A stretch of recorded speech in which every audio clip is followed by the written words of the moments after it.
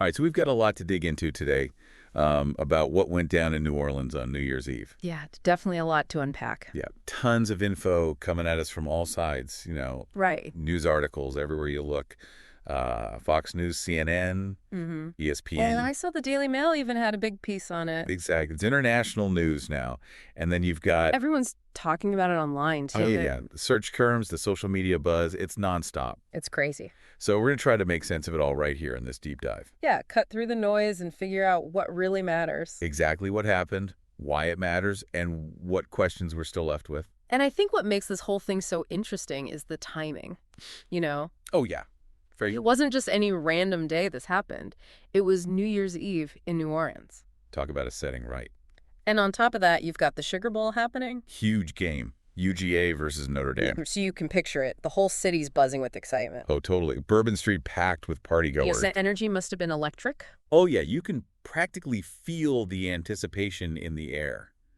Everyone getting ready for the game. I bet Marcus Freeman, the Notre Dame coach, was feeling the pressure. Oh, definitely. And Laura Rutledge probably gearing up for her sideline reports. And then suddenly everything changes in an instant. Yeah, it's like a complete 180 from celebration to chaos. The sources describe a truck just plowing through the crowds on Bourbon Street.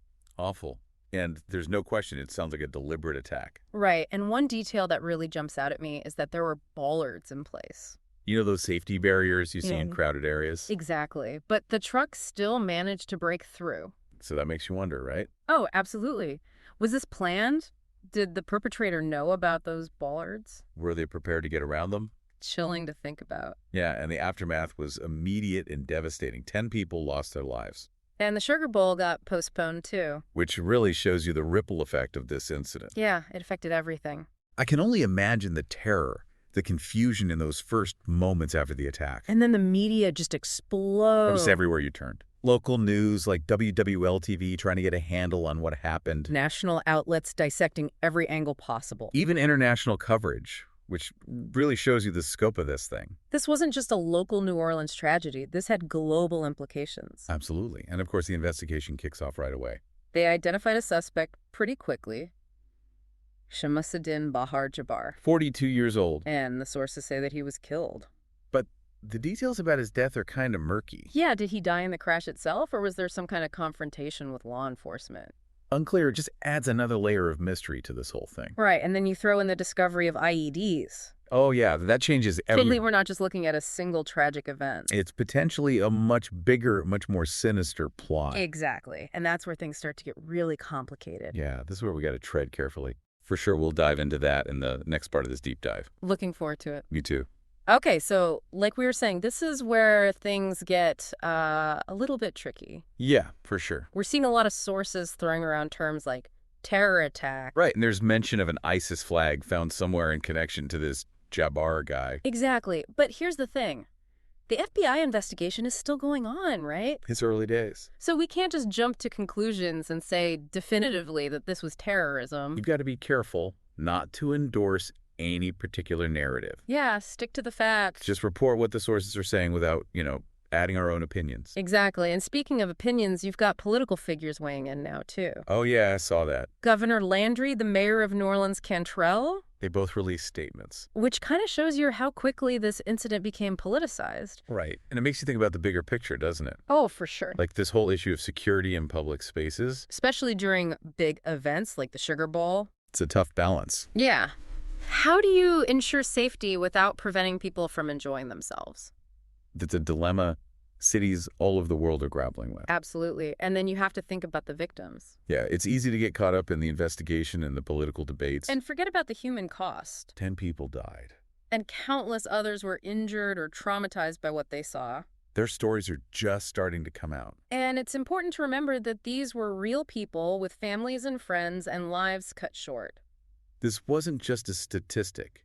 It was a devastating loss for so many people. And you can see that in the online response, too. Yeah, all the search terms, New Orleans tragedy, prayer, support for victims. It really shows you the emotional impact this has had on people. Going back to the bollards for a second, though, it seems like they did provide some level of protection. Yeah, they probably prevented even more casualties. But obviously it wasn't enough. Right. The truck still got through. So what does that tell us about the effectiveness of these measures? especially in light of other vehicle attacks we've seen around the world. Yeah, is it time to rethink our approach to security in public spaces? Are bollards enough, or do we need something more? Tough questions. And then there's the economic impact to consider. Oh yeah, New Orleans relies heavily on tourism. The Sugar Bowl being postponed must have been a huge financial blow. Absolutely. Hotels, restaurants, local businesses all affected. And don't forget about the fans who traveled from all over to see the game. Right. Their plans were completely disrupted. It's a ripple effect that touches so many aspects of the city. And then you've got the whole social media angle. Oh yeah, that's a whole other can of worms. On one hand, it's a powerful tool for spreading information and connecting with people. People can share their grief, offer support, raise money. But it can also be a breeding ground for misinformation and rumors. People jump to conclusions, spread conspiracy theories. It's hard to know what to believe sometimes. You really have to be careful about the sources you trust. And one thing I've noticed is that there's a lot of talk about the suspect's mental state. Oh yeah, I've seen that too. Some sources are hinting at possible mental health issues. While others are quick to label him a terrorist. It's a sensitive topic, and I think it's important to avoid speculating. We don't have all the facts yet. Let the investigation run its course, and let the experts determine what role mental health may have played. Exactly. We shouldn't rush to judgment. And I think that's a good place to leave it for now. Yeah, lots to think about.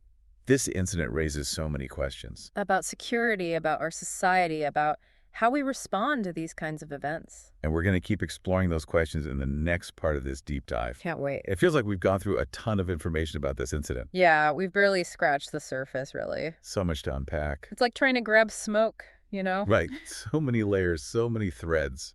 But for me, one thing that really stands out is how vulnerable we are. Yeah.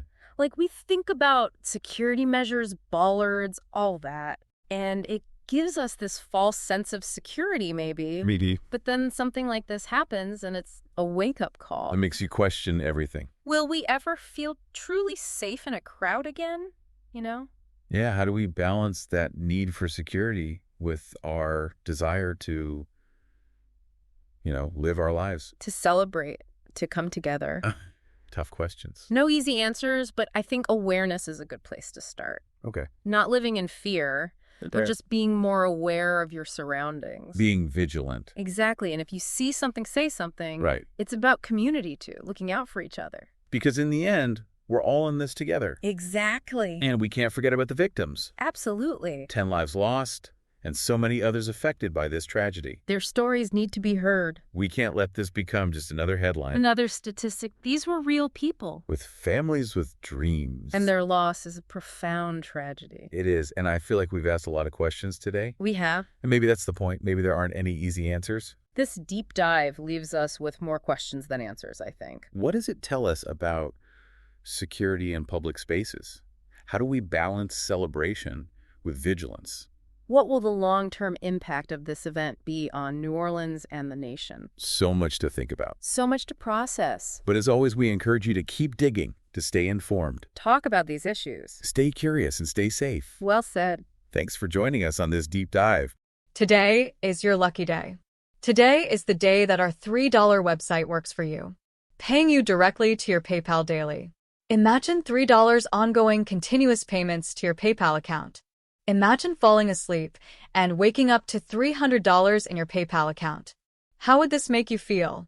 How could this help you? What bills could you pay? What kind of fun could you have? What does that retirement look like now? All for a one-time payment of $3. This website is DFY done for you, fully built and completely hosted, and never stops collecting payments for you. You have spent $3 on coffee on a regular, but that coffee won't help you create multiple streams of income. Click the link below.